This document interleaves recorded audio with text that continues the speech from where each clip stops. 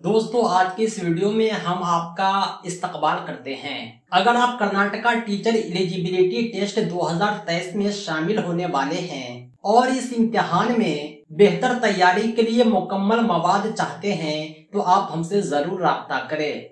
हमारे पास उर्दू मीडियम और English medium दोनों नोट्स दस्तयाब है। कर्नाटका स्कूल एजुकेशन बोर्ड ने कर्नाटका टीईटी के पेपर 1 और पेपर 2 के लिए जो सिलेबस जारी किए हैं, हमने उसके एक एक टॉपिक को कवर किया है। हमारे नोट्स पीडीएफ की शक्ल में आपके व्हाट्सएप पर भेजे जाएंगे। हम इस एग्जाम की कंप्लीट तैयारी कराते हैं और हमारी तैयारी एग्जाम तक होगी। मुकम्मल मवाद में आपको पीडीएफ नोट्स के अलावा suggested videos, live classes, weekly test, online mock test वगैरह दस्तयाब किए जाएंगे। हमारे नोट्स में सभी सब्जेक्ट के चैप्टर वाइज नोट्स के अलावा ऑब्जेक्टिव क्वेश्चन कलेक्शन भी इंक्लूड किए गए हैं। तो दोस्तों, देर किस बात की, अभी राब्ता करें 7631314948 पर। इस नंबर पर आप कॉल भी कर सकते हैं, व्हाट्सएप भी।